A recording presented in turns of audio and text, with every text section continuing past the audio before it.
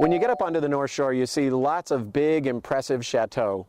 I came to this one in Highland Park today because it has all that charm, all the detail, all that European character, but it's in a smaller package. It's on a more human scale.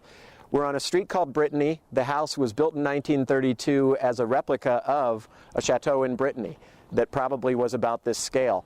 And it's got wonderful details. The birdhouses built into the exterior, the brick and wood, sort of reflecting one another, complementing one another. And you'll see when we go inside, details that you would find in a far larger house, but in this 4-bedroom, standard-sized home. Let's go on in and take a look. Jamie Roth is the agent selling this house. Jamie, there's so much architectural detail in a relatively small package. Correct.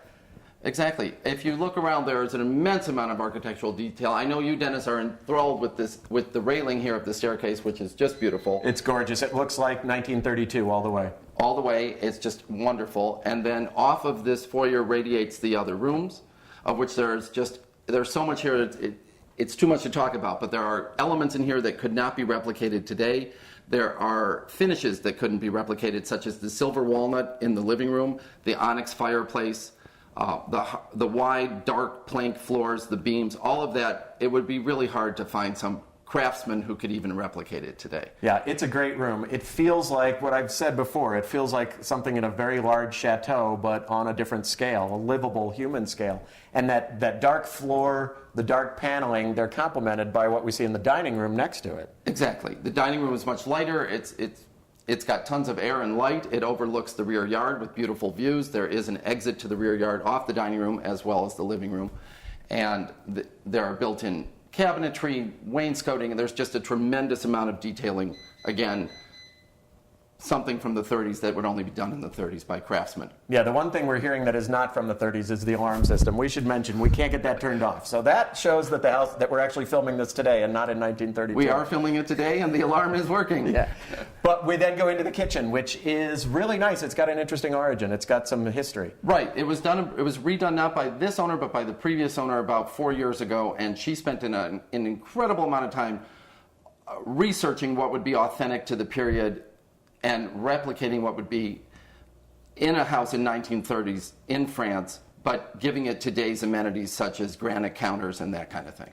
Really nicely done. It's a difficult space because it used to be probably 2 spaces, and they combined them really well. It's an L-shaped kitchen, nice countertops, nice views out to the yard. I think they did a good job of redesigning the space. They did. They did an excellent job, and there's a lot of storage in there, particularly in the butler's pantry area. It's all done with cabinetry, so there's no shortage of storage by our standards today. Right.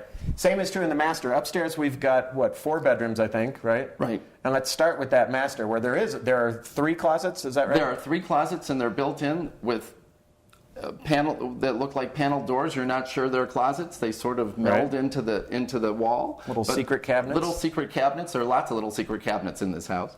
But it's for a house built in this period, it's an extraordinary amount of closet space, and there's an incredible amount of detail. There's the Georgian millwork around each window. Again, everything's been meticulously detailed because the architect built this for himself. Oh yeah, you can imagine. It feels as if he put his best work in a lot of these rooms, including that master bedroom with the Georgian trim and the great view and things like that. Then there are 3 more bedrooms on the second floor, all sharing 1 bath. It's got some gorgeous vintage tile that I really like. Yeah. And all of them have views in different directions, but they're all looking out at garden. They're all looking out at garden, and they're all nice sized. I mean, they're for a home of this period, they're larger than you would expect in a home of this period. They're all nice sized, and they're light and they're airy and they're bright and they have great views. That's great. Let's go out and look at the garden for real. Let's head out and take a look. So when we come outside, we see that all the detail on the inside is, of course, also evident out here. It's a beautiful exterior, and what's really interesting for its sort of authenticity is that it looks as if it could have been built at different times. You've got the older timber and stucco and stone piece, the newer brick and limestone piece, but we know it was all built at once. Right, exactly. And it's just beautiful. And you have this lovely gazebo over here too, which was recently enclosed, which acts as a 9-month room. It does have electricity, so you could put in baseboard heat and actually use it year-round if you wanted to. Nice. But again, it's in the authentic style of the Chateau, and it does coordinate with the rest of the house. And looks out on this nice big yard. This is terrific. We saw how much yard there was in the front. There's also this much out back, and these great big trees. Right, Dennis, and the trees actually on the entire street here were hand-selected by Ames Ross, who was the architect of this house, in order to give specific varietals a chance to grow along the street. And this particular oak tree was hand-selected by him for this lot because this was his house. Oh, that's wonderful. It's nice that it has that history. And then below the oak tree, we've got this really nice rose garden.